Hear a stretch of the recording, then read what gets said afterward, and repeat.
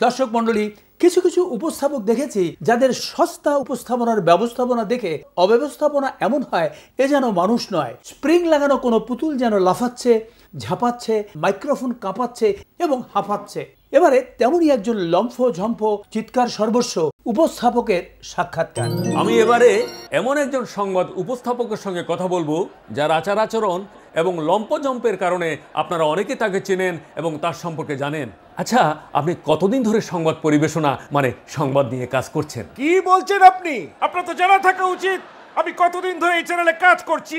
আমি তো আপনার সামনেই বসে আছি, তারপর আপনি এভাবে চিল্লাচ্ছেন কেন? এটা আমার অভ্যাস, চিৎকার না করলে আমি মুড পাই না।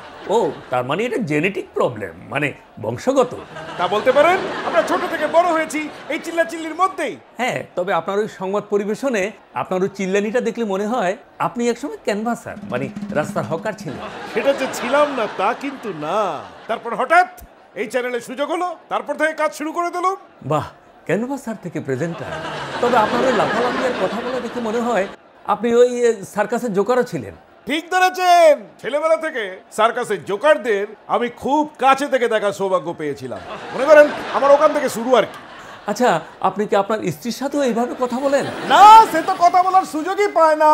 ওই যে বললাম পারিবারিক শিক্ষা। আমার বাবার মতো স্ত্রী যখন এক ধাপ চড়ায় আমি তখন দুই ধাপ চড়াই, আর স্ত্রী তখন ডরায়। আপনার জীবনের দুঃখ কি? আমি যখন দুঃখের কথা বলি তখন লোকজন হাসে, হাসির কথা বললে লোকজন উত্তেজিত হয়ে যায়, আবার উত্তেজনার কথা বললে তখন মারতে আসে। কোনো কিছুই তাদেরকে বিশ্বাস করাতে পারি না, ব্যর্থ হই। তাহলে এবারে আমরা আপনার একটু যে উপস্থাপনার অভিনয় দেখব। নিশ্চয় নিশ্চয়। এই যে দেখুন, এই মুহূর্তের ব্রেকিং নিউজ। কি দেখাচ্ছে ওরা?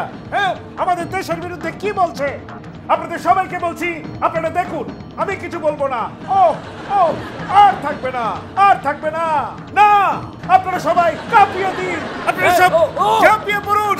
কি হচ্ছে, কি হচ্ছে সব? আমি এসব কিছুই মানি না, প্রশ্নই ওঠে না। বসে পড়লেন কেন? উঠুন উঠুন উঠুন। আর এভাবে লাফাবেন না, বেশি লাফালাফি করলে আবার পা ভেঙে যেতে পারে, বুঝতে পেরেছেন? আর শুনুন, গুজব ছড়াবেন না। আপনার এই সমস্ত গুজবে কেউ কান দেয় না।